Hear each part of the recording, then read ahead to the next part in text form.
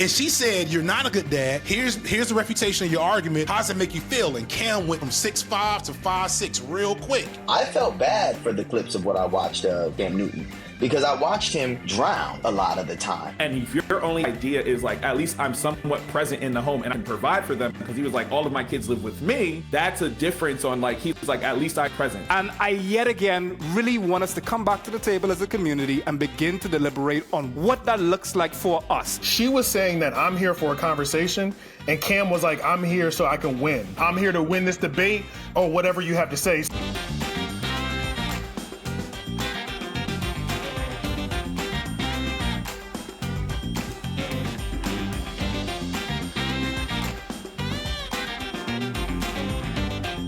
Hey, your girl got a sponsor, and it's only right that it be Rocket Money, because I'm getting to the bag. But even though I'm getting to the bag today, the other day, I was feeling very flush for cash. And it's always on those days that you realize you have a million subscriptions trying to take you for your last dollar. Like, tell me why I'm paying for Canva and ain't made nary an infographic. Well, that's when Rocket Money came in clutch. Rocket Money is the personal finance app that helps you cancel subscriptions, lower bills, and manage your money better, which I need. I could stop spending all my money on every streaming service known to man and start saving money for my Heifer Cat's Fancy Feast Fund. I love using Rocket Money to cancel unwanted subscriptions. Rocket Money safely and securely identifies recurring charges and cancels unwanted subscriptions for you. You can even cancel from within the app with just a couple of taps. No need to worry about customer service calls. Rocket Money has helped save its customers up to $740 a year when you use all of the app's features, with over $500 million saved in canceled subscriptions. Go to rocketmoney.com/Olurinatti or just click the link in the description to get started for free and join the 5 million people using Rocket Money to save more and spend less. So again, that's go to rocketmoney.com/Olurinatti or click the link in the description. Now, enjoy Olay and Friends. Thank you, Rocket Money. Welcome to my all males episode of Olay and Friends. Hello, beautiful black people. Was that sample? You know that sample? And I'm here for a beautiful. I'm gonna hand it off to FT in a second so that FT could give the background for Foreign on the Cam Newton interview he did not watch, because that's what brings us here. A large conversation people are having about, I don't know, like men's willingness to have babies but not get married. All of this to the next thing. So to you, FT. Oh, so I love when Olay brings me on to talk about something I wanted to talk about but felt like I missed and didn't want to circle back to for my own efforts. But now I get to kind of just like lie on the whole thing without any of the consequences really coming back to me on my channel. It get to all be your responsibility.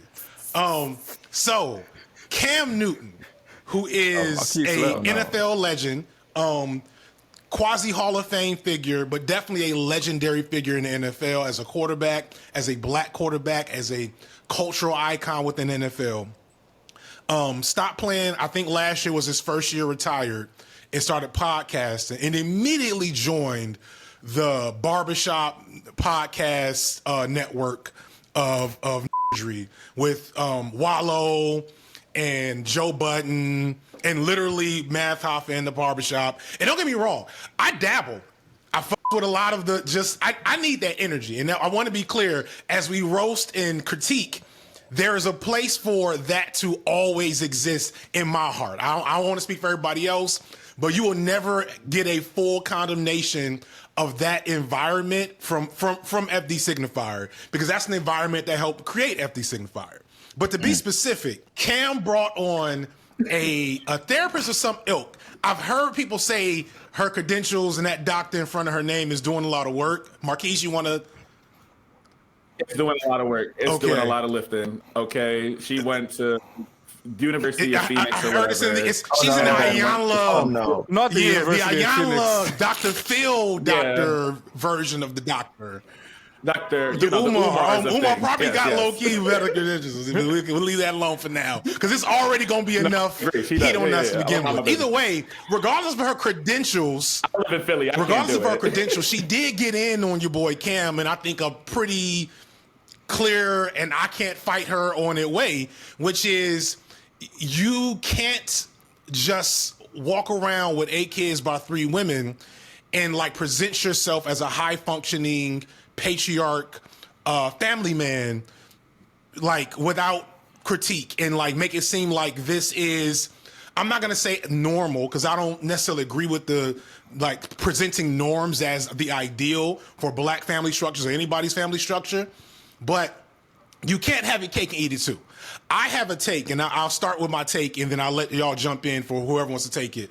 I'm a father of 2. I am a product of a man who has 4 kids by 4 different women. And I'm from Chicago. I'm from the South Side. I went to HBCU. I know a lot of that have kids in a variety of different situations. And most of the men I know with kids are effective fathers. They're effective. They're doing what they can. They're not deadbeats. I wouldn't really with them too tough. But I don't think you can be a good father if you have more than 4 kids by more than 2 women. I just don't. Because you can't, and Foreign, who has a child in house right now, if you're not in the household, and it is something she said, when that child wakes up scared, wakes up pooped, like literally pooped his body, like pooped half his body weight into his clothes, comes home with a bully, comes home with extra homework, like all the things that you have to be there to do. You can't do that by dividing yourself literally 64 different ways, 64 different combinations of fathering. You just can't do that. And that is a critique that needs to be held against. Like, I don't want to promote the myth of black fathers don't do nothing.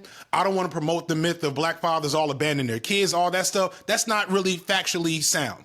But for the brothers that are propping up families and then moving on, understand that each time you do that, you're reducing your effectiveness as a father. And like, I think that was her main point.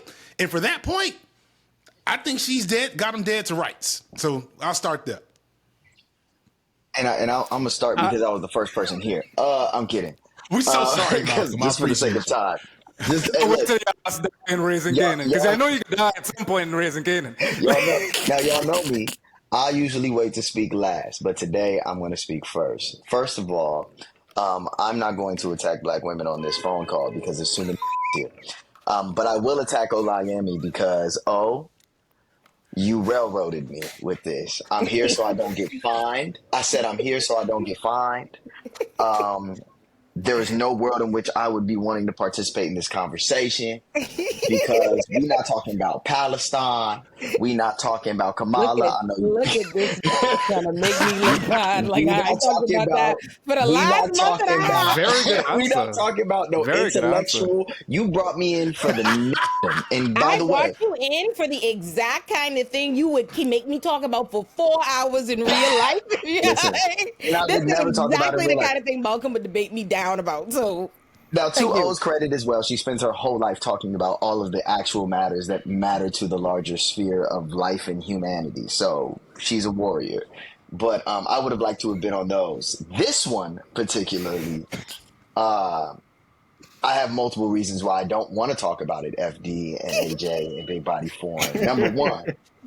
Number one, my political stance and my personal stance in life is I'm a part of the party of MYB. Have you guys heard about the new political party, Mind MYB? your business. Mind your business party. It ain't your business. It ain't He your got me with that one. Mind your you nosy. And don't none of you pay nobody bills. No, none of you pay your own. Y'all avoid taxes like Trump in this Every single one of you commenting got 4, 5 kids on your income tax, or you pay and write off shit with your business. Stop this. Stop it. You don't care about them kids. Can't none of you tell me about none of them kids' names, none of their mama's names. You don't know where they go to school. You don't know where they register. You don't know their health. So in my opinion, first of all, I want to just state, if I'm talking about this subject, it is not about the individual Cam Newton. It's not about the wonderful, beautiful, honorable doctor that may have been discussing things with him. I'm not here to talk about those Not the individuals. beautiful, honorable. Not like The me. honorable Elijah. I don't want to talk about that. I don't want You're to talk really about getting ahead of Dr. all the hate. I don't want to talk about Dr. Umar S. I don't want to talk about her. I don't know these people because I'm going to see these and I'm going to have to stand on business. I'm not like that. I'm going to have to stand on what I said. I can't do a big ass and I can fight.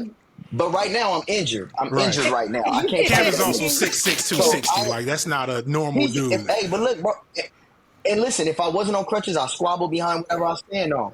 But the reality is, I can't talk about these individuals because I do not know them and I do not want to make a practice of doing so. What I can comment on is I hate the negative cultural connotation of black men being discussed as if they are not predominantly 66% in the household taking care of their children.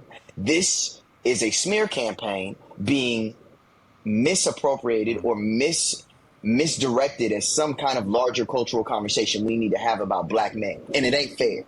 Because he don't represent us. Number one, not because he's lesser of a man or more of a man. Fuck all that. He is an extraordinary circumstance. He is not a part of the data set. That is a that makes more money than most people can imagine to make in their lives. He got an extraordinary circumstance with extraordinary circumstantial women, with extraordinary circumstantial children. And he's talking to a woman who is trying to apply certain normal common sense beliefs to an extraordinary situation. And this is all silly. Because until you are in that extraordinary circumstance, and by the way, you don't have to subscribe to what people believe in or what they want to do with their lives. If girls want to go be smart, let them be smart. If they want to go do stupid shit with stupid niggas, let them go do stupidness. If that's what you want to do. But I just can't frame this conversation as a cultural touchstone for something that's a larger problem. It's not. That's fair.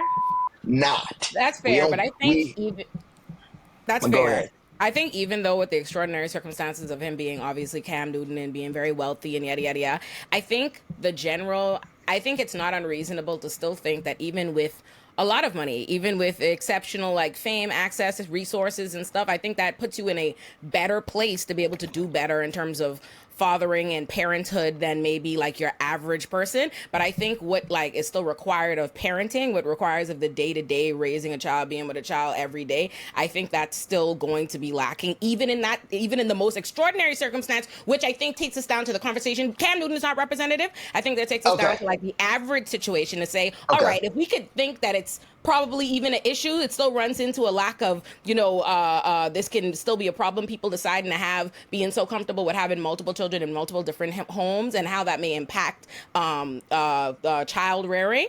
If this is still going to be an issue, even there, I think that is why the purpose of having a conversation will, for the average person we're seeing in our communities, which is not representative of every black household or every black father situation, but I think people really want to touch on why so many men feel so comfortable with the idea, like they don't think of it as much of as the same level of long-term commitments or like life change or seriousness to have kids with different women in different homes versus getting married. So I'll commentate on that, and then I'll let the floor have it. I'll commentate on that and let the floor have it. In my personal opinion, when I said extraordinary circumstance, I just want to make sure I'm clear. I'm talking about any with 8 kids. I'm not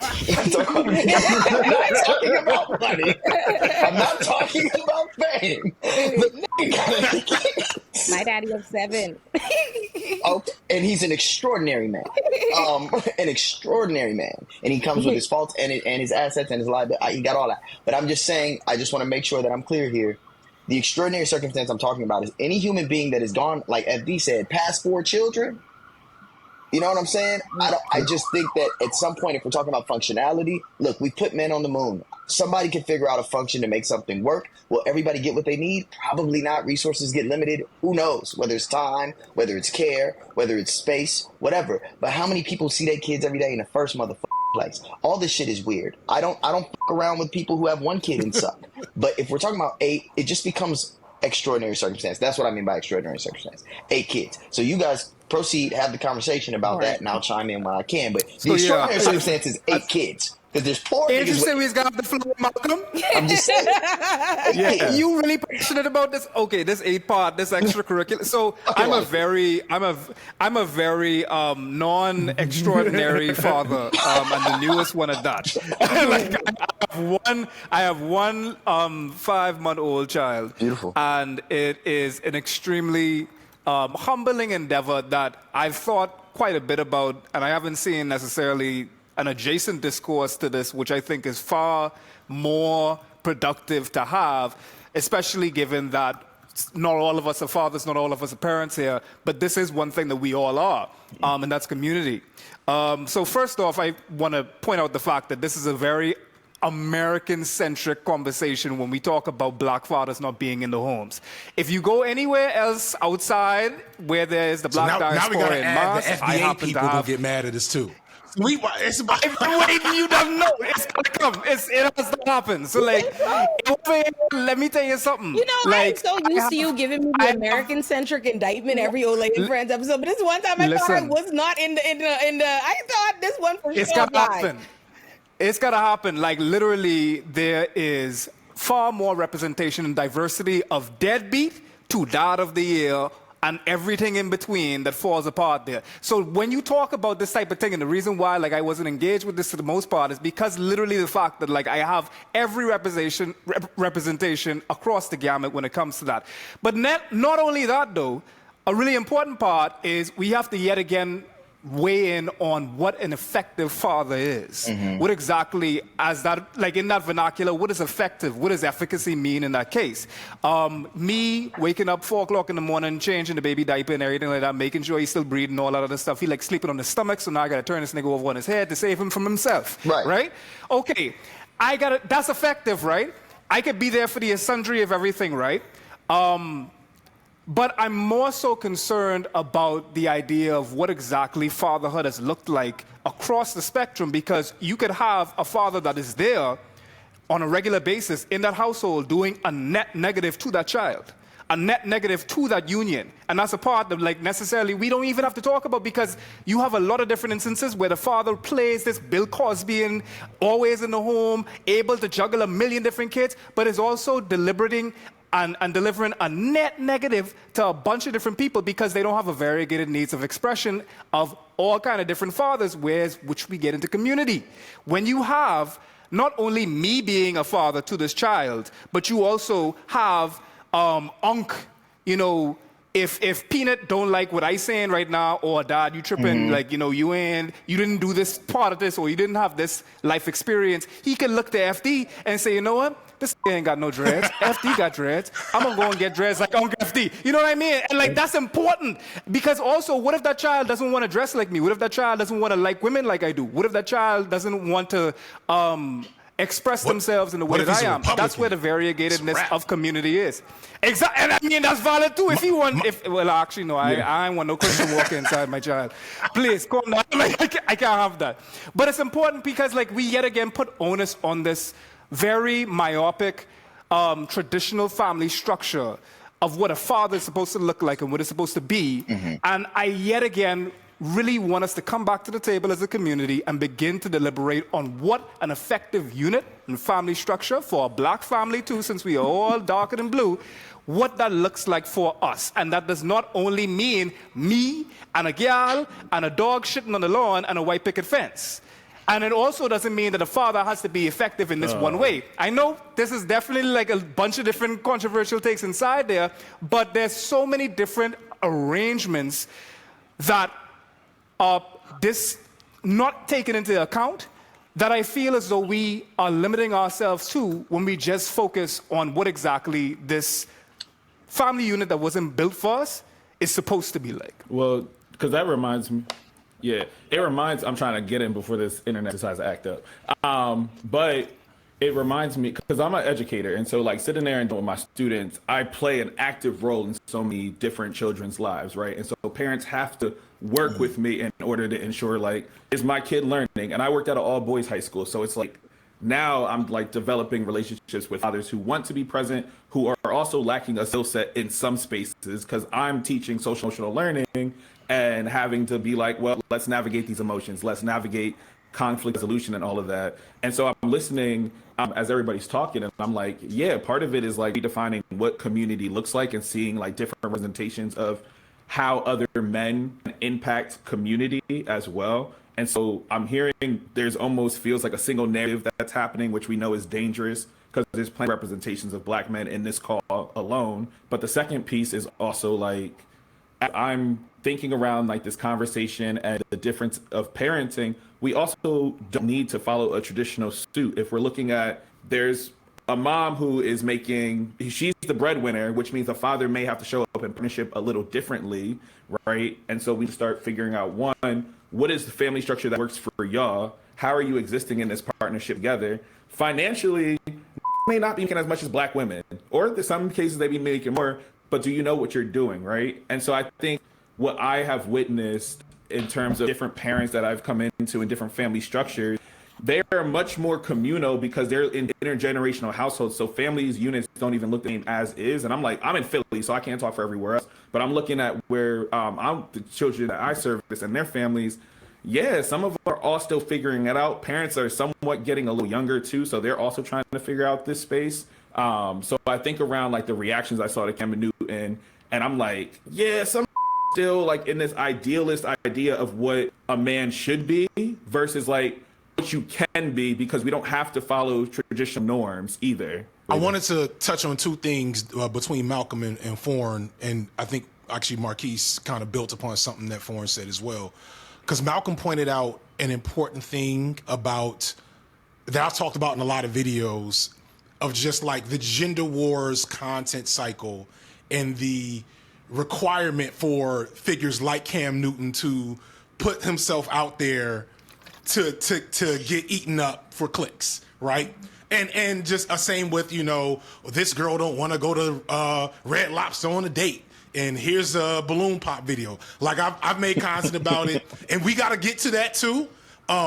But I wanted to make sure I gave validation to that so that there's no confusion as to why, because some people, especially some of the people that I think are going to try to respond to this, are going to look at that as deflection. And that's not deflection, that's correction as to like what the actual true narrative of the situation is. True issue is. That said, another thing that, the reason why that resonates and why that's able to captivate an audience so much is because it's engaging with, for lack of a better word, like deep wounds within black men and women that, regardless of the data set, are relevant to a lot of people, which is the performance of gender.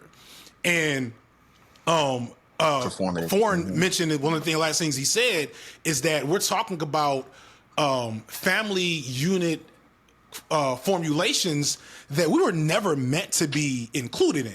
The wife, husband, wife, 2.5 kids, and a dog and a picket fence was never supposed to be not supposed to be a part of that equation. And we fought hard to be a part of that, and in that fight have ended up in a lot of weird spaces. You know what I'm saying? There's a lot of cool things that have happened, but there's a lot of weird shit that happens. And one of the weird things that I think is relevant to this story with Cam is finding alternative ways for men to claim manhood that are, I'll just say, not the best ideas to promote, not overly healthy, and don't lead to conversations, especially online where everything is turned up to 10, that are useful for anybody, whether they're, you know, in a family unit, in a non-traditional family unit, seeking a family unit, whatever. And so, right. And so for Cam in particular, for that, like for me personally, because I'm also a former educator, right? And so I've been in the parent council and had parents trying to explain why a kid's dysfunction is not reflective of what's going on at home. You know what I'm saying? And I've heard, and Marquise he had a physical reaction to that. Because he knows what you hear, and it's like, I'm hearing you. I feel your intention, but the details you're presenting to me are not having the effect you think they're supposed to have. And for Cam in particular, this is a man, as I put earlier, 6'6", 250 pounds. So the physiology of masculinity solidified. A multi-millionaire, legendary professional athlete. So provisionally and socially and iconography solidify. You can't tell him shit. But we get to the other part of provision, which is not monetary, but social emotional. And you don't just see this with Cam, and this is why it's dangerous, because it's relevant but also irrelevant. You see Cam, Akon, Nick Cannon, and probably some others I'm forgetting about. We love to pay attention. Oh, Genghis Khan, every leader of a hierarchical, patriarchal empire ever. Elon Musk. Everybody but specifically with black men, shit. though, it's representative of us as men in a way that is so insidious, because black men are required to beat down that image. Because Elon Musk doesn't represent white fatherhood. You know what I'm saying? But you're right. All South Africans. Right, exactly. Yeah. Shit. Elon Musk does not represent all white men. He represents Elon Musk. Cam Newton represents all black men, especially because he fits in all these other categories so snugly, and thus there's a almost reflexive defense of his what do we call extraordinary behavior that we have to contend with, and also contend with the fact that it's unfair that we have to contend with this. You know what I'm saying? So it's not a fear thing, but it's an honor thing, which ironically connects to my counter to you, right? Which is, yes, I will concede that because of what he represents as a symbol, that it needs to be discussed and addressed. But I hate the fact that we give that occupies spaces of symbology instead of individuality, instead of community, instead of persons who are an anecdote. They become the entire data set instead of nuance. And I think that we have to address that is not okay. And address that, unfortunately, people too stupid to realize that it's not the reality of the world. Going to that point, I think the extreme voices is what normally happens anyway. So the terms that were used in this, the terms that were used in this interview anyway were high value men, right? So I would say that term was like popularized during the Kevin Samuels wave. Oh, my heart. One thing that Kevin Samuels would always say is that rappers, entertainers, and athletes don't embody this high value thing because they've gotten to that status in a different way compared to somebody who put in 30, 40 years, built a business from the ground up, right? So already just off of that, looking at Cam Newton as the voice, as the spokesperson for how a relationship could go, and how you should order your household is already kind of invalid. He loves to do it, and he has a big voice. He's Cam Newton, so a lot of us are going to tune in and we're going to watch it. But we're always going to get those extremes in situations like that. But if if his focus is progeny and not in fact fatherhood, right? Yeah. His focus is like he's doing what David Geffen does with buildings. He's just building things, right? Those are humans. Go ahead. And I feel like niggas, right? But I feel like hear a message, and as long as there's check boxes and they fit majority of the check boxes, they'll embody that message and regurgitate it out like they are the example because I fit 75 to 80% of it, right? Whether they're qualified for it or not, and it's like it's nothing we can do about it, you know. It's just it's at the end of the day. But I think another thing that should also be like focused in on is that I didn't watch this full interview. Of course, we probably all saw the super viral moments where she was just like cooking this, right? At the very beginning of that interview, when it was all set, like when they sat down, she was saying that I'm here for a conversation, and Cam was like, I'm here so I can win. So he was already going into it. He was going into it with he's going into it with I'm the representation of this type of man. I'm here to win this debate or whatever you have to say. So I know a lot of us didn't see the whole thing. I saw the first 20, 30 minutes, and then outside of that, all the hyped up clips. but that does need to be known, is he was going in to win a debate, not to actually display how he feels about relationships, what he deems as healthy and what he deems as The unhealthy. title of the Thank video you, AJ, for is, educating. I had no idea. or one of the videos. Is how are you Yeah. a 41-year-old Once he was relationship getting coach? cooked, once he didn't like that social And media, he started single. trying to do her way.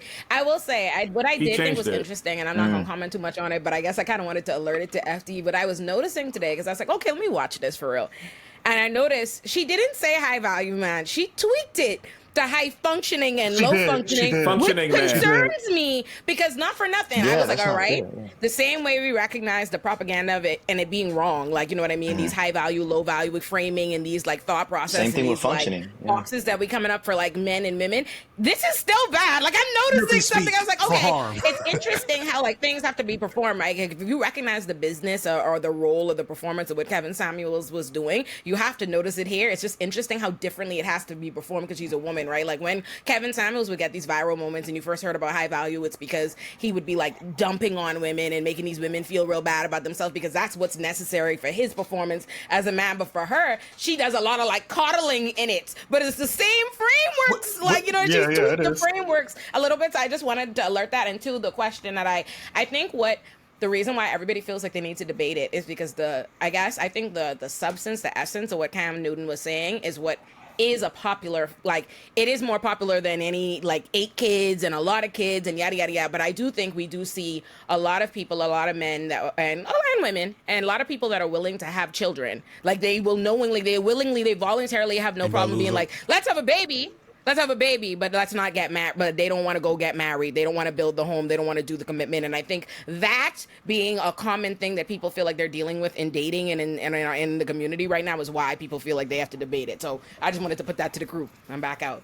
Well, I think that actually says a lot as well, because it's like, one, like when they were engaging in that conversation around like what value do you actually provide, like be able to put on their legacy, because I can at least say I raised this boy, right? And so like I think that is part of the conversation that's kind of being had.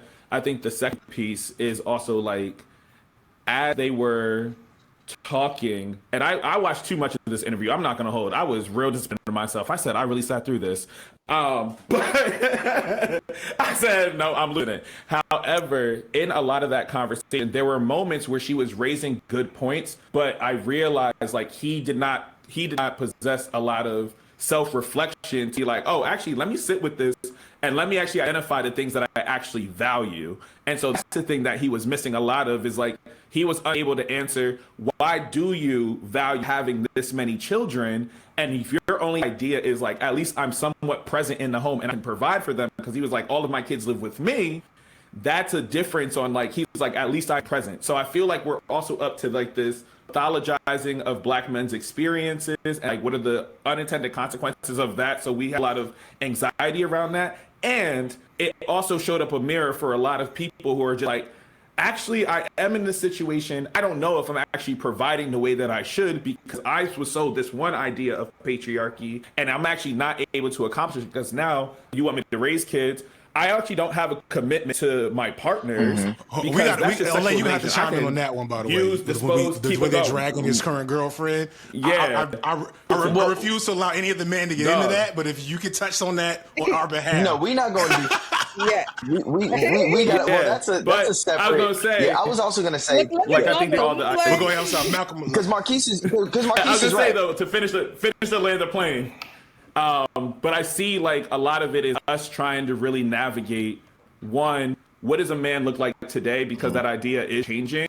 And I would say, and we might get to this a little later, but I was like also noticing like in this current political climate and social climate, we're kind of moving a little bit more to, you know, like the trade wife is coming back. Everybody's just kind of like, let me go back to traditional values, because some people feel scammed of like, I was promised the thing. I was promised if I work hard enough, if I show up, if I raise these kids, if I do this thing, this is what I'll be rewarded for as a man, as a person. Right. But in reality, you're not getting those things, especially us as Black men. We're like, dog, where's my stuff at? Like, I should be getting some reward for at least I helped make a child, right? Like something. But I think we are struggling with like, what does this look like for us, and defining it for ourselves. And that's something I try to do exercise with my students is like, what do you think how do you think you're supposed to show up? And who are you versus who the world, those external forces that world tells you to be. And us as Black men always get to have that space. And Black boys don't get that space to be like, well, this is what I actually like, and this is who I actually am, and this is what I value. But we have to hit these goals that are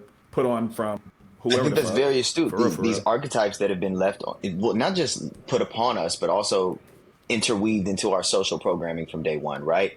And of course, they are insurmountable odds because programming and marketing has gotten so brilliant that we're sitting here talking about something so stupid because the marketing has already happened. We're already socialized to respond. This is already a thing. Makes too much money. It makes too much money, draws too much attention. We're here discussing it. And, I do want to hear what you have to say about how they're doing his girlfriend or whoever is. I don't know what that is. But I just wanted to add, it's funny that when we watch these manosphere, red pill bullshit interviews where they get these dumb women, they're dumb. That doesn't mean they're bad people, but dumb women. It's just dumb. It's not like I'm calling them a bad person. Intellectually, they're stunted. And they end up next to men who are slightly more intelligent in certain arenas and probably not either because they're dumb too, but slightly less dumb, They're I well guess. versed and practiced in the actual activity. To me, it's not that they're less dumb, it's that they have the control over it's their platform. So what ends up happening to me is we watch these people get victimized, bring up poor points, things that should be nuanced, things that mean more. They could have a valid point, but they don't know how to express themselves. And quite frankly, I felt bad for the clips of what I watched of Cam Newton because I watched him drown a lot of the time. And that doesn't mean that I think he's like this. And it wasn't because I'm not commenting. I don't want to comment on him as an individual, but I wanted to comment on how it made me feel. Like if you're a doctor and you're trying to help somebody, and I don't blame her because don't bring me in there if you don't want to get beat up, bro. Like don't invite me if you don't want the smoke. So that's fair as well. And he was looking at it competitively. But I don't think that's what's healthy for what Marquis said, which is us trying to present alternatives to archetypes, like Big Body Foreign said about different communal structures, different ways about going about what we want to accomplish in rearing children. It seemed like it was just what FD said, a gender war prop piece. And this man was clearly ill-equipped. She realized somewhere through that he was ill-equipped, but then because he was being so because he was so boisterous about it, I guess, she felt like, well, now I got to lay it on you. And then we just watched somebody get bullied. And then I was just kind of like, this is stupid. But, there's this thing, and I feel this way as a woman. I feel this way as a woman. No, just certain pieces. I have to say this, because I feel this way whenever men get washed in settings and dynamics that they walked into, that is the playing field, that is even when it's their platform, they set up the conditions, they get washed and suddenly they become, you know what I mean, like David and the woman is Goliath. You know what I mean? This is a man. A little guy. This is his platform. He brought her there specifically with the knowledge of what her interview was with Nick Cannon. Went. But if I said that about the young ladies that joined Fresh and Fit, you guys would hang me. So I'm just trying to be even here. I feel bad for the young ladies and I feel bad for Cam Newton. I don't give a about his money. What I'm saying, you can feel bad for him. I don't think there's anything wrong with him. I don't think there's anything wrong with feeling bad for him. The part that I'm making sure I feel like it's important to distinguish, right, is like when you say, all right, when you're looking at this and basically it's like, he's drowning, we bully him, this isn't a conducive way for him to be able to reflect. No, I actually think she went out of her way to actually coddle him, try to offer him a lot of grace that he didn't deserve. He was actually incredibly disrespectful to her, underhanded to her in a lot of different ways throughout the interview. And he intentionally set it up to be that way. It just didn't go his way. And I think and if you look at, and I know this to be true because I'm saying, if you look at it, if you zoom out, what she's doing in the role she is serving, she is creating what is the woman performance, the woman equivalent of what we see in the Kevin Samuels world. It just looks different because she's a woman and it has to look different. So what I'm saying is, by being a woman, she already had to perform it where I can make myself. I'm sure you're really incredible. I'm sure you're a great father. I'm sure just based on what I've seen thus far, she had to do all of that. There's a bunch of soft pedaling things. So I don't think I think we shouldn't look at it as she didn't do what was necessary, or that's not the way you see a man drowning, or he's drowning, but he drowned, but he jumped in, he took off his vest, he took off his floaties and jumped in and tried to bring her with him. The Phoenix, Arizona University of Psychology, she did not do her job as a medical professional. She should have known. The hypocrite. Oh, Wait. Marquise, hold on. No, real quick. I will agree that just in terms of like therapy, like if we're promoting like this set going to therapy back like 35 years. It's like, damn, am I gonna go to therapy and get ate up by a bad bitch? Is that what therapy is? Yes, it is, my friend. Yes, it is. But I wanted to engage with why Cam got so small in front of us in the moment, because I think that's a little bit more interesting, like long term. He was small previous, according to his own admittance. He's a preacher. Because he's a preacher son. No, he said he was small. He likes to propagate that he is in fact small. man, Malcolm, you gonna meet this Please nigga one of these. be loaded up. I'm just saying what it's Like, I'm in Atlanta. I ain't talking like this because Cam's still around. I already got enough enemies here in the city. I ain't adding Cam to the equation. But no. So why did I thought there was something profound to Cam's sudden drowning in this, how he suddenly seemed so small in moments that he put out, if I'm gonna give him one piece of props, it was that he put out the parts that would be the most watched, where he looked the worst.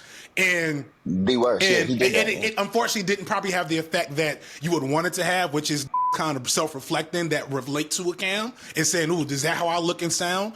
But either way, Cam's manhood got checked in a way that he's probably not experienced ever, maybe ever, because here's the thing, and this is my projection and my personal perception of the situation.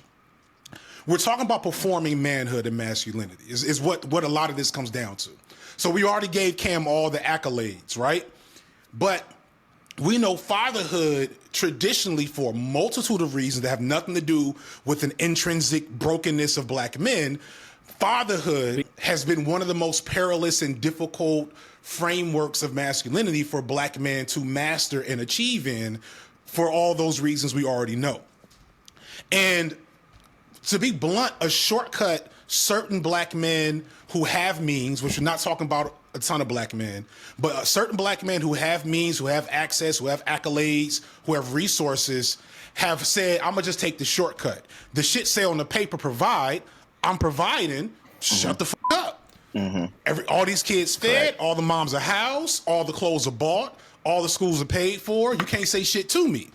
And on paper, like from a 1,000-foot view, they're completely correct. But most of us know, and this is historical, that's a lot of us grandparents, or if you're unlucky, the side grandparent, right? Or your mama was the side grandparent. You know what I'm saying? How many of us went to grandpa's funeral and met two other families you didn't know about? That you couldn't say say shit to grandpa about, because he paid those bills and those kids were taken care of and those houses were paid for, right? He also didn't have a podcast. Right. Well, that's where we get to the thing, right? So he knew enough to. Well, he wouldn't have talked on it either. He also wouldn't say shit. Our grandparents didn't say shit. We had to find out from the grave. Because he had one thing. It's called shame. He had shame. Even if he had the kids on the other side, he knew better. He's like, you know what? I ain't gonna embarrass mama with it. That's up. I know better. Hold on. Let me just finish this point, because Malcolm just hit it. Go ahead. All of a sudden, so that, like, I personally, that's never made no sense to me. Provision without like emotional backing with fatherhood, like that. First off, I'm just saying, it never made no sense to me. But for our other dudes, especially dudes that had that growing up, that saw that grandpa or that dad, and that have that money and access, it's like, yeah, that made perfect sense. I can get out of this shit real quick, get back to what I want to do. So yeah, I'm a good dad. And she said, you're not a good dad. Here's all the reasons why. Here's all the data. Here's the refutation of your argument. How does it make you feel? And Cam went from 6'5" to 5'6" real quick, because he felt shame for the first time ever. And I think that's what's resonating with a lot of men in and outside of that experience, because shit didn't feel good. The shit didn't feel good. Shame. Don't nobody like to feel shame. He could have felt a little more shame. Well, Marquis said he saw the He could rest have of done it. a little more. He got his lick back. He could have. There was no shame. He didn't have no shame when he put them long johns on in that hat. So it was the shame was only AJ, going to you go gotta so see him deep. too, bro. You gotta see him too, bro. Yeah. It is what it is.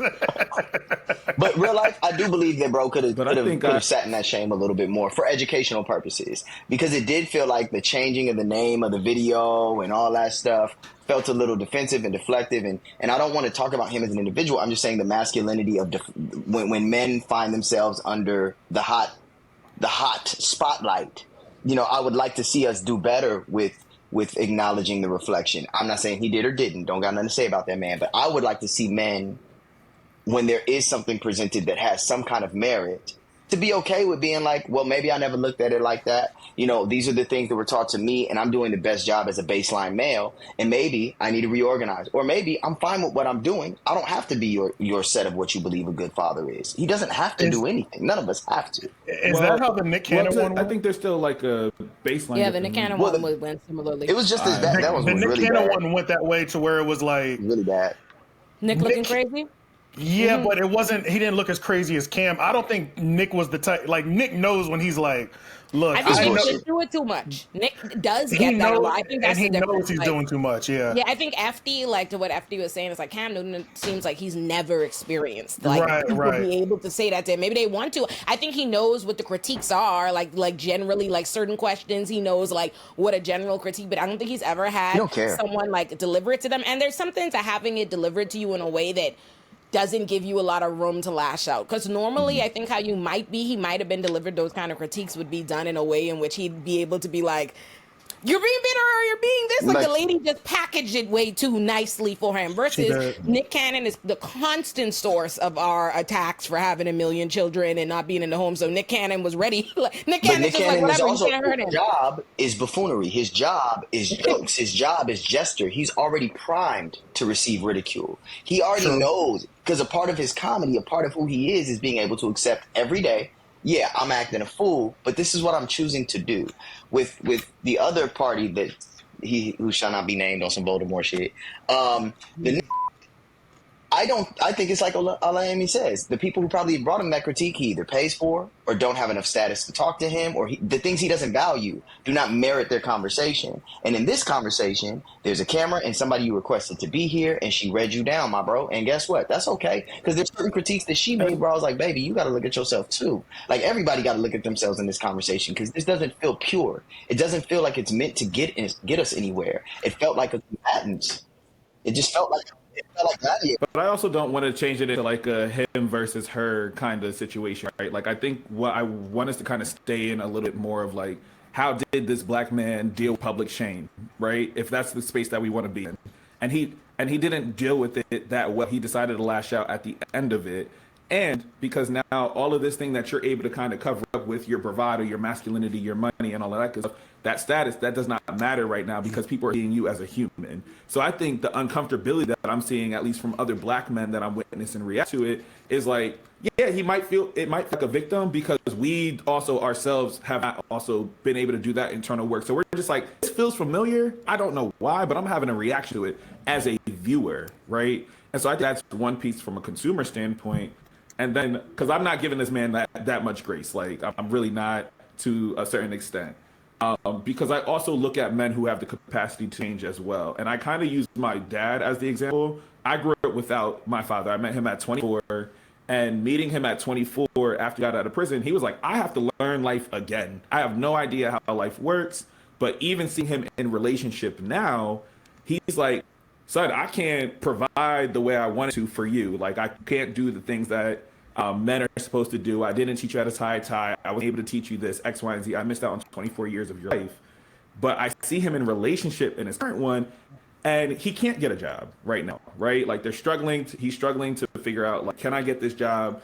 He has a mental health disorder. So thinking around, like, all these preventatives of him being able to, like, function and attain masculinity in that way, he then was like, well, I'm going to do something that may not feel those masculine masculine. So the way he's able to support his partner is like, hey, I know you had a long day. I understand you're bringing the money in this way, but at least I cleaned the house. I made sure to get your kid to school on time. I'm able to support you in different ways. So his idea of providing was forced to change fundamentally because of the lack of access that men should be able to get into, right? And so I think what I would have loved for us to kind of see a little bit more is like this recognition of like, damn, maybe I don't need to aspire to this one way of what masculinity should look like, but do I have the humility enough to change fundamentally on how I show up as a man? And so I look at somebody like my dad who has that kind of capacity to change and reorient his brain, forced to a little bit, but then also kind of thinking around like, in his case, for Cam Newton and his conversation and his uncomfortability, I'm like, nah, nigga, like you actually have the means to actually find the tools a little bit more, but it's a conversation on like how much individual choice do you want to put into this space? Do you need to be forced to sit down with this? Are you humble enough to sit there? So I kind of looked at it just like, nah, nigga, there's capacity there. You're kind of like pushing back now because now the world gets to see some of the issues that you fall short of. I'll let you go after you. I think the one thing I was just gonna say is, so I guess to offer some, I mean, maybe context or to be fair, to shoot like men, but specifically black men, some bail is, I think in general, the family structures we've been taught, we're taught are very binary, right? Like it's the way that people would think of the mother is the mother is who does the emotional, and the father goes out and does the financial and the this and the next thing. And I think when you add on that to the fact that like black men are historically like set up to not even have access to a lot of these things, not to have these avenues, when they're able to overcome them, especially, and constantly being indicted for it too, like constantly being indicted for not having the means or not being able to provide, not being there. I think there is an element of like in so many of our other choices and the way that we historically think about them and talk about them, it always has felt binary. Like we make a choice, like you choose to be a career woman or to be a mother, to be a this or to be a that. So I think like I can see why men came to the conclusion that it is okay for me to be a provider, because I guess like I have funny enough all our like extraordinary circumstances, and I'm like, is that kind of like more similar to the way my life was raised? Because I'm my daddy's second family, where, you know, my daddy had his first wife, and he had his 2 daughters with his first wife, and then he had my mummy and had us. He had nothing but daughters. And oh yeah, my daddy, like my little brother said that I don't believe in twins. karma, but Send to the farmer. 6 daughters? He was outside for real. Yeah, like, and I can remember that, like, when I met when we found out about each other, like, my daddy came to pick me and my little sister up, fed me up when we were young, maybe, like, somewhere between 4 to 7, and, like, picked us up, we got in the car, and he was just like, these are your sisters, like, them and doing to each other, and, like, didn't they say nothing, and I swear to God, like, whole catastrophe, like, you know, and my daddy has always had an element, like, my daddy's always been someone that's, like, and I give a lot of credit for it, like as an adult, like I can give a lot of credit to ways like my daddy was a provider. My daddy put all his daughters through, put us all the children through school. And he's always been somebody, like I remember one time in like primary school in grade 6, they made like a mistake and they thought I was one of the kids whose like school fee wasn't paid. And I called my daddy and my daddy was like, Limey, don't you ever, if somebody tell you your bill ain't paid, your daddy ain't paid the bill, they are lying. Don't you ever even question it. You know what I mean? Don't you? And that was like, and my daddy always had that element of like, I'm a provider. I take care of y'all. I put y'all in school. That matters. So I don't need to be emotionally present in any other way. Like, you know what I mean? Like at all. Like at all. And so, and that has like, I can't say you're not graded for that on the rubric of parenting. You know what I mean? About that, I understand how it comes to be. But I got ideas from something y'all just said, which is, can we talk about white patriarchy for a second? Because that's kind of what's going on. Yes, Malcolm, we have to, because low key. So here's what's going on, though, real talk. Marquis said, he talked about his father and how his father contributes to the household in a traditionally non-masculine way. And to add to that, the reality is black men been doing that forever. Ever. Because 78% of us are and it's in not home, just and actually 78% and it's not of just us new feminists with locks and shit. It's your uncles that had kids with your auntie, your uncle watched them kids, your uncle changed diapers, your uncle did all that shit. Your granddaddy, depending on what type of family you had, maybe didn't. But his cousin did. You know what I'm saying? And that's because of this, the nature of the economics of the black home didn't allow for black men to embody that traditional white patriarchal framework. No, we didn't get to a la carte who does the jobs. Neither did black women. We weren't afforded that. We were not subscribers. And so here's the thing, though. So, that's why in the chat about the nuclear family was a mistake. Like, that was actually a really fascinating article to read, because I'm like, oh, this broke down the economics of like why we should attain or seek to attain this kind of status. The nuclear family. I probably said that's wrong twice in a row, and I don't give a fuck. That family framework only exists for the sake of capitalism, for the sake of white patriarchy, because a handful of white landowning rich men say, you know what, I got enough money for all this shit. Y'all do that. I got the money. What you gonna tell me? You can't tell me shit. I got a second family, and you gonna feed them? Bet you not.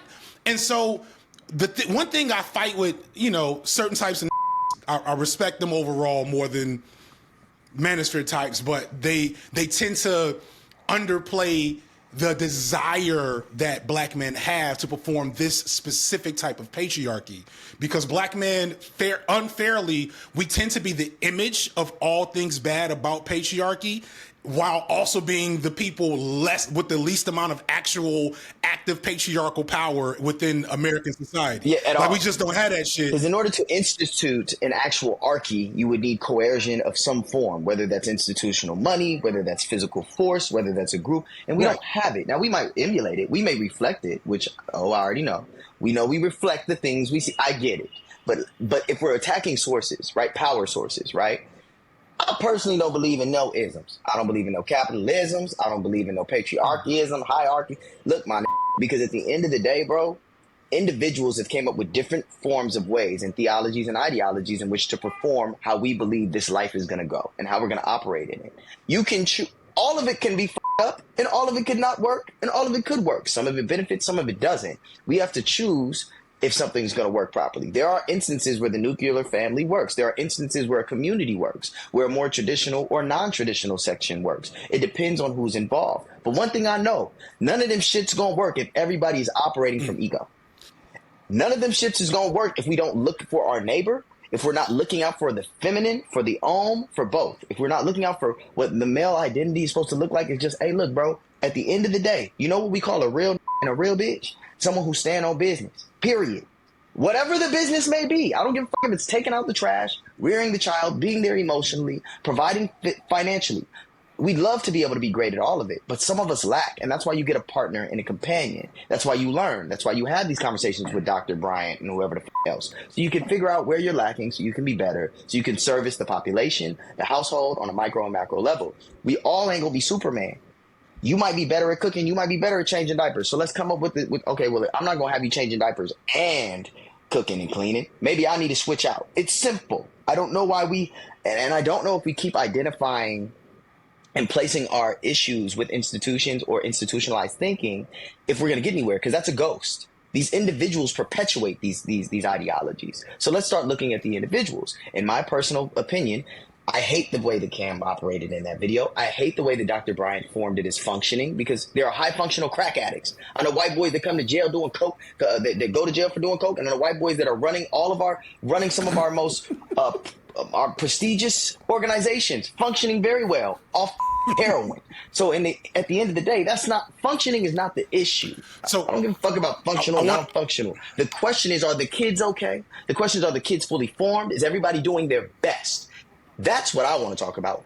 Are we doing our best? I want to disagree with you a little bit about individual versus systemic. And this is because people with this, like what Cam is doing is very individual. Like the fact that he's able to do what he's doing is because at an individual level, you can't tell him shit, because he has all the resources, all the power, and all the status to say, what you gonna tell me? And since I'm 6'5" and not on crutches right now, what you gonna tell me to my face, Malcolm? You better have that gun ready. You know what I'm saying? Well, they all told him. We all have told him. That's not community, right? We'll come back to that.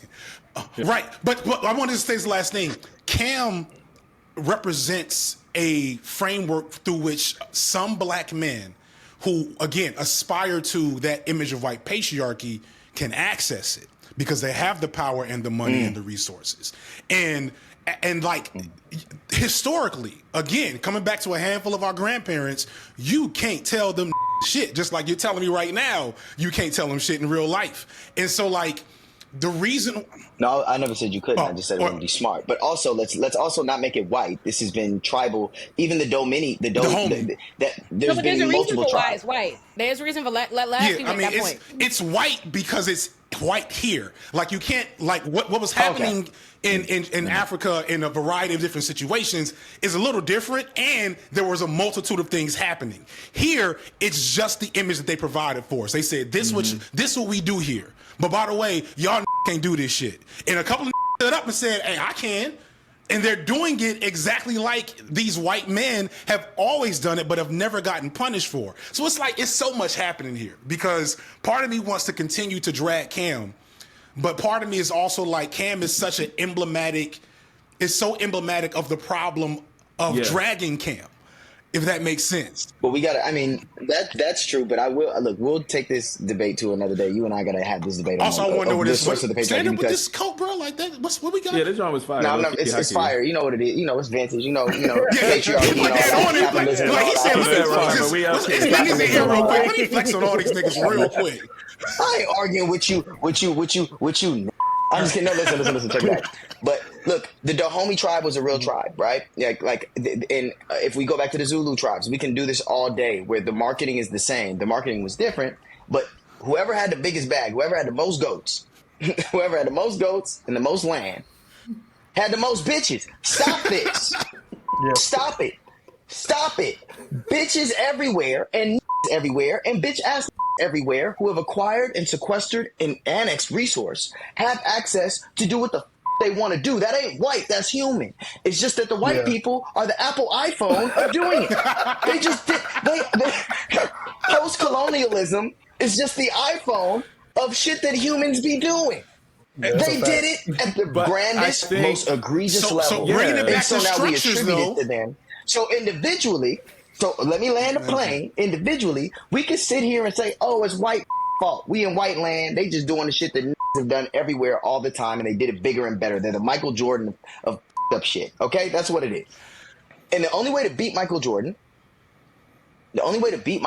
right, is you got to have somebody who's more of a symbol, who's bigger, who's more popular, who's attained all the things that we think we want, but is a better human.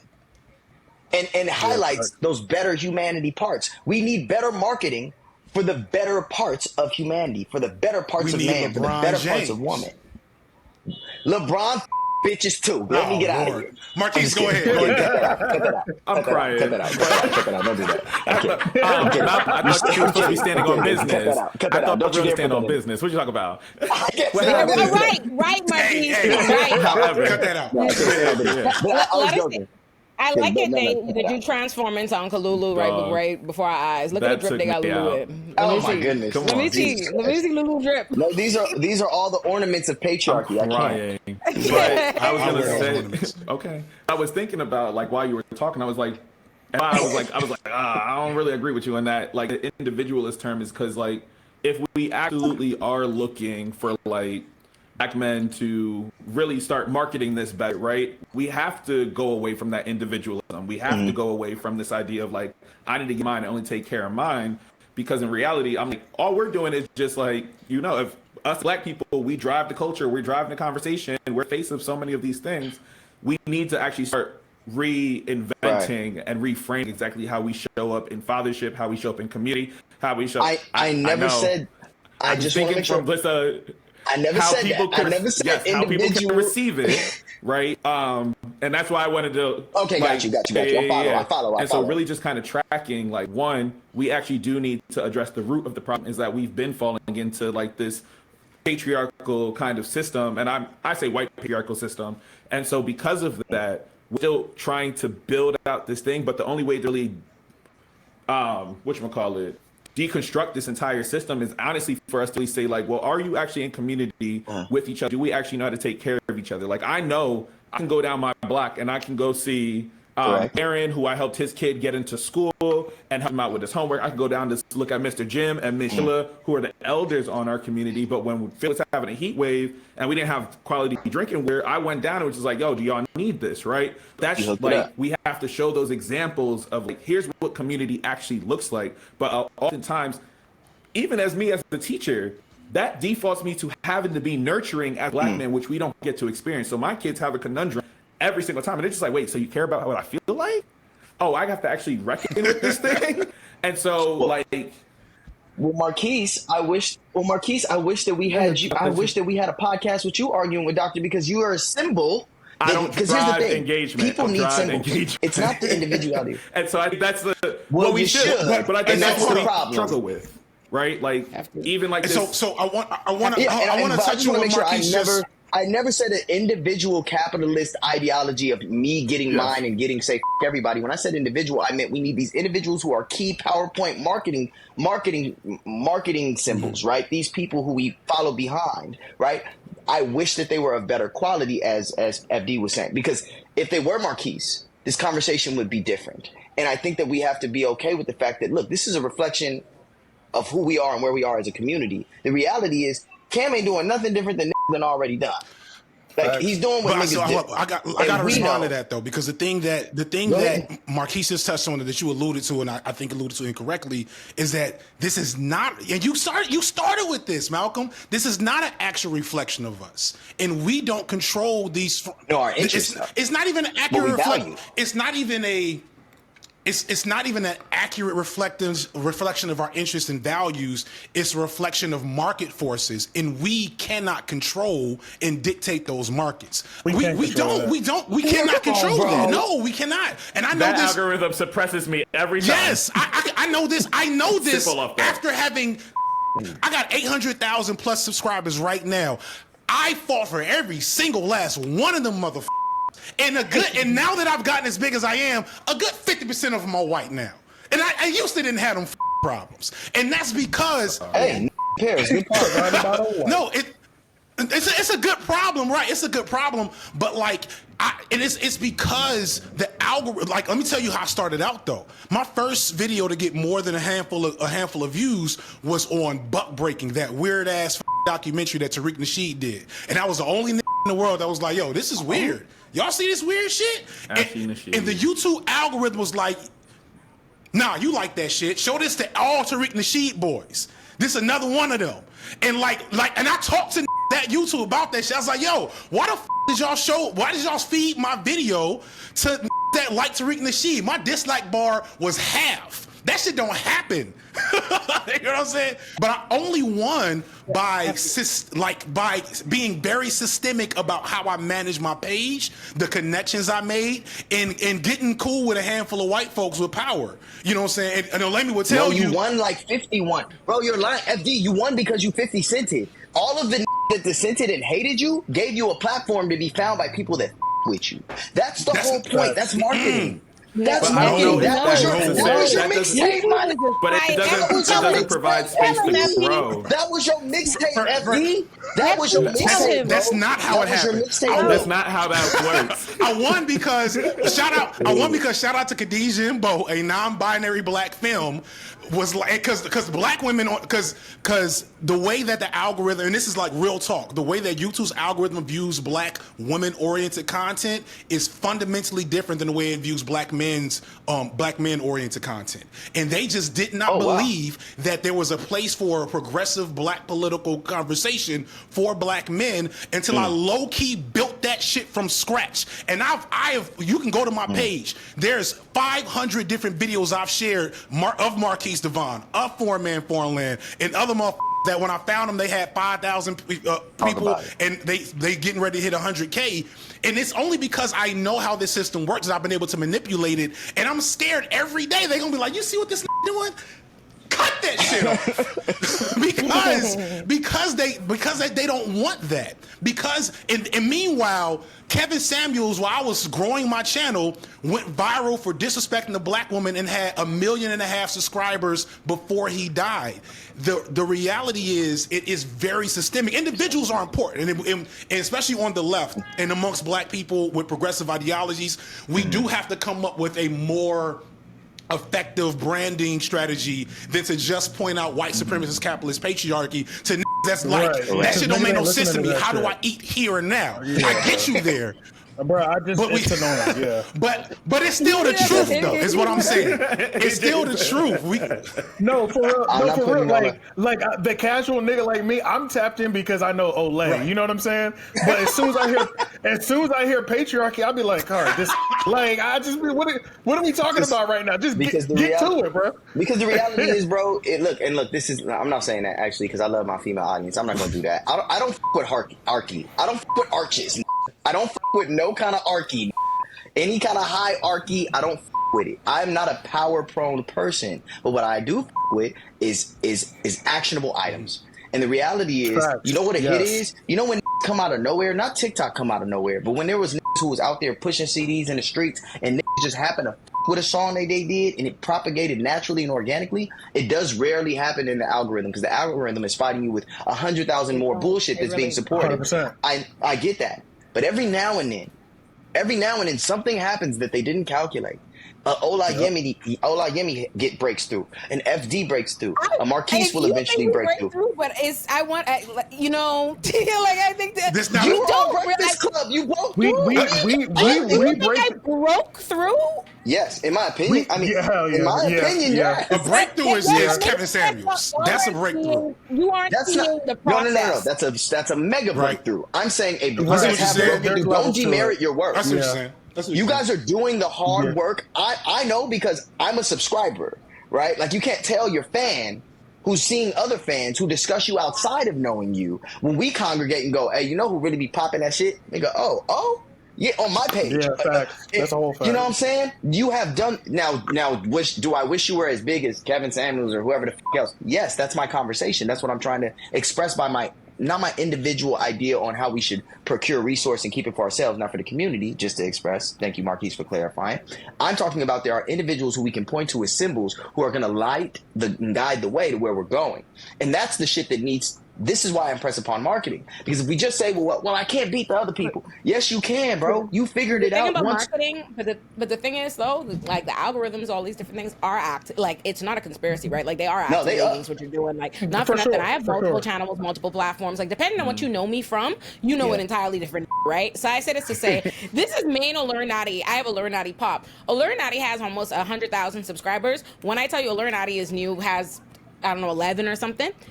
Olurinatti Pop gets pushed in the algorithm way more than my main channel. Like I almost never get people coming to me like, oh, I just found you, like in the algorithm off the blue. Everybody who watches my shit on Olurinatti knows who I am. Watch me through another person's content, like in this ecosphere we've created in Cornbread too. Everybody on Olurinatti Pop is some new I don't know at all. Like, you know what you need to do. So then you know what you need to do. Yeah, I think we'll go ahead, Marquise, because I'm gonna probably take a slightly different direction. A lot of that is like my issue. A lot of the time is like there can't just be that thing. My biggest video is like a Beyonce reaction video to like Cozy's performance, right? Like it is crazy. Like that, it did numbers.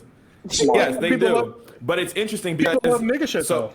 Yeah, but reality is so much of my content, though I love to have like these genuine conversations. I interview 2 black men every week, right? Like and we talk around real life shit, but that's the reality that does not get pushed because that's an actual dialogue. The reality is like the videos I know I'm gonna eventually start creating again have to be like, let's take this culture lens. Let's then lay some political stuff underneath it. So this way, at least I'm gonna get you with the attention grabber. Boom, let's actually weave some like learning opportunities in here and let me land the plane at the end of it. So I literally have to make like a lesson plan that's accessible to everybody. Hey, let me talk to y'all about these Arkies real quick.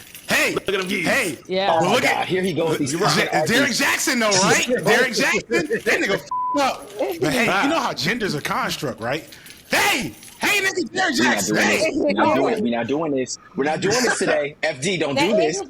That really is what you be having to do. Like it really feels like the worst of, because the algorithm and all these stuff really fuels you to talk about people and not talk to them, right? Like it doesn't fuel healthy discourse. And I'll put it to you right. Like I have different series on my channel, right? Like Iconic, talking to people, talking to the that they like. We'll talk about that. They don't give a. Iconic is by far the least successful thing I do, right? So, like, to put it to you this way, I have an interview with Amanda Seales on Iconic that has 21,000 views, right? I have an episode of Olay and Friends about Amanda Seales that has like over 130,000. You see what I'm saying?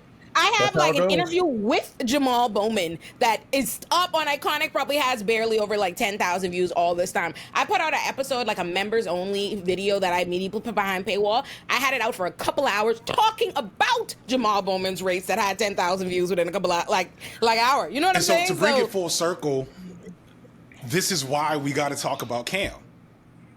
Because like Cam provides me and other the that Malcolm says we need to give a spotlight to, give the microphone to, is what I often say. It gives me an opportunity to talk about patriarchy and gender and masculinity when I got niggas. When I was like, when like, all right, Cam Newton, y'all. Hey. So, ain't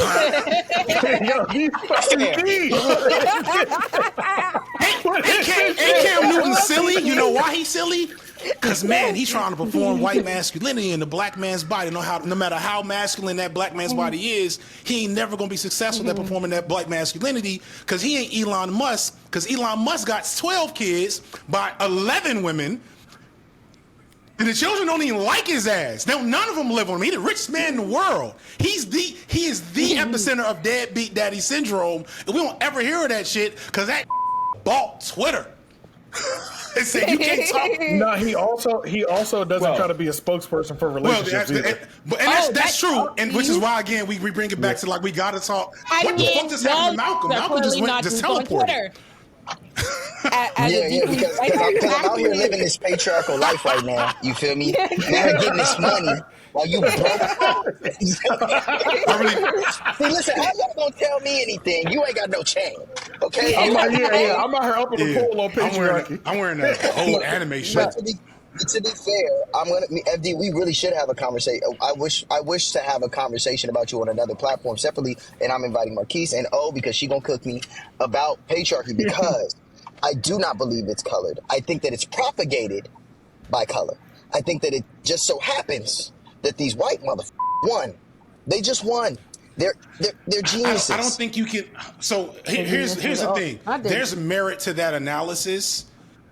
Right. The thing that I'm stuck with is if we're really about fixing the problems for black folks, then we really need to be about dismantling patriarchy, regardless of how it works, who did it, who got the whatever. But I want to come back to, and this is the thing that I'm struggling with, is why does it not matter that the people on top have a certain look, gender, standpoint, politics? Like I'm missing that, and I want to make sure if I'm going to argue against it that I understand what I'm saying.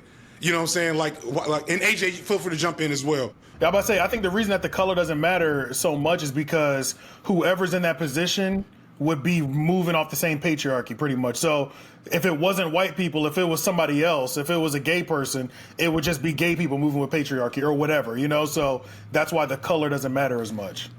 Y'all, well, now listen, what I prefer. No. So here's my thing. So it's called patriarchy because it's paternal. It's masculinized. It's gendered for men, and men get let me not even go into the scholarship shit. My bad. Yeah, there's a whole nother. But the long story short is it ends up looking like men and white men. Here's a good way to describe it. You play video games at all, AJ? You ever play Skyrim? Nope, you hate it. Okay, cool. Why you didn't ask me? But I'm a level 5. I have played RPGs Okay. before though. I've been playing Skyrim All right, since it first came out. So you're gonna catch this immediately. What is the easiest race to win? If you rented Skyrim from Blockbuster and said, "Yo, I need to beat this in a week," who you gonna play with? Probably an elf. Nope. Right? We already know who it is. It's the It's white the man. Nords. It's the white race. It's the Nords. Nords, the regular white people. Yes. This is the breakdown I'm trying to make.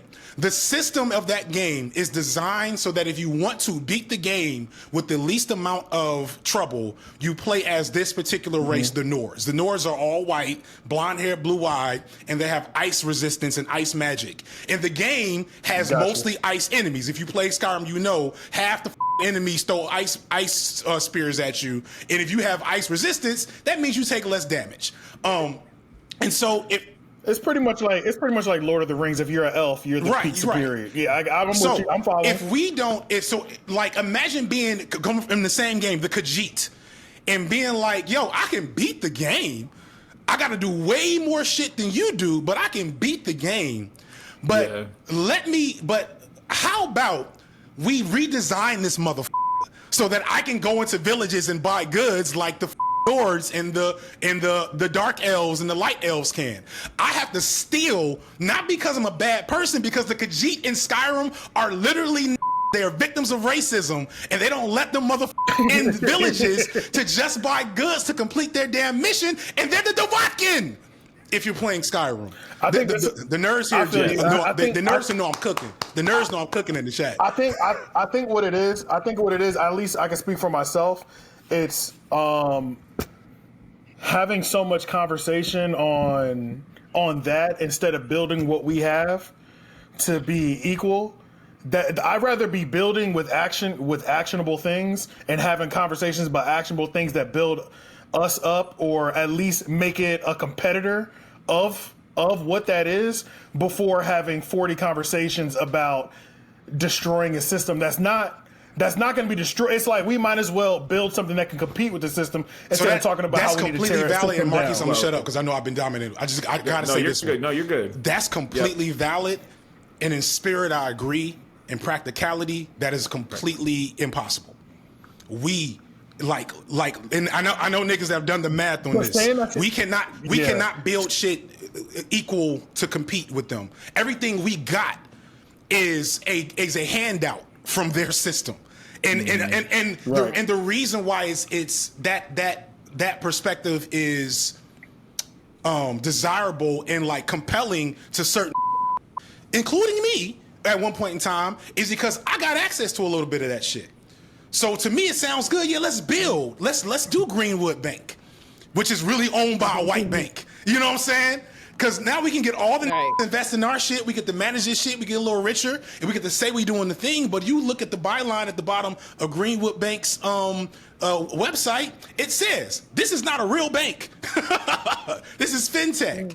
And so like, I guess we have to have a conversation. Why are these selling out then, right? Guess what the answer is? It ends with an archy and an ism. Arky. That's what we're talking about. So we need to get rid of these selling we out. We do. Well, no, you gotta selling out because of the system. Right. And what it takes. We really need to do is and all of this yelling. You're not wrong in that. And we had a whole. There's a whole. Pull it up here on the screen that Olay did with me and Four and a couple other about how we're failing to provide more compelling messaging about this shit. That's real shit.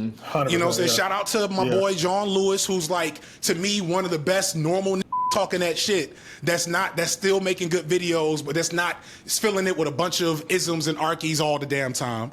So there's a there, but it doesn't make the reality and the solutions any less what they actually are. And we can't walk away from the reality of the solutions because they're not compelling. We can't completely walk away from them because they're not compelling, because we'll end up like, there's a history of this particular debate we're having has happened at every juncture of black struggle in this country. And in every juncture, we choose to do what you're saying instead of what I'm saying, which is why a handful more will get in, but it's still, 80%, 70% at most that's out.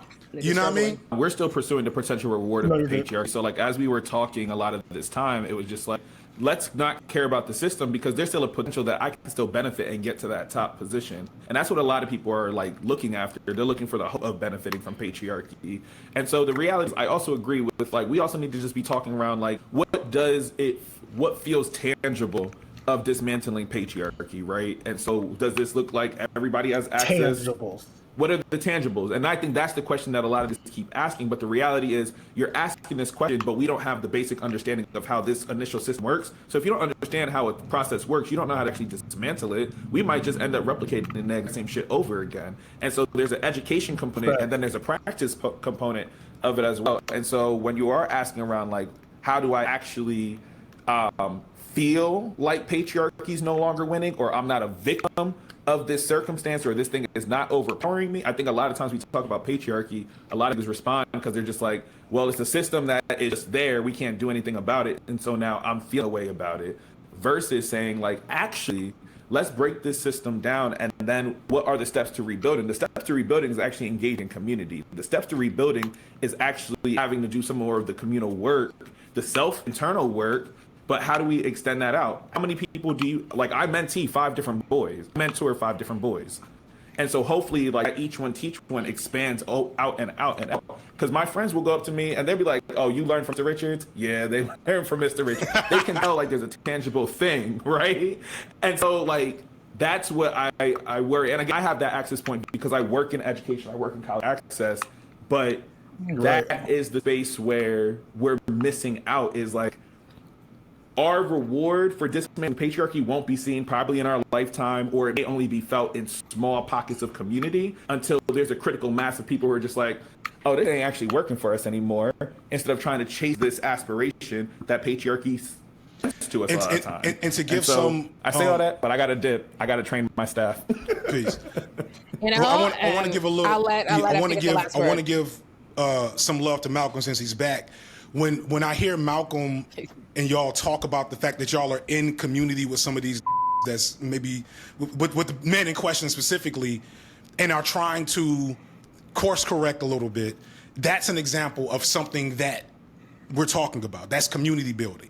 And if you can't get him to act right, you can at least, maybe you can be the unk that provides the emotional support for those babies that aren't getting it from dad because dad got to be over here with family number 2 instead of family number 1 and number 3 on a regular basis. You know what I'm saying? There's a lot of ways. I think one of the challenges is we can talk a good game and including myself getting their feelings about when that game don't apply, when that game gets lost.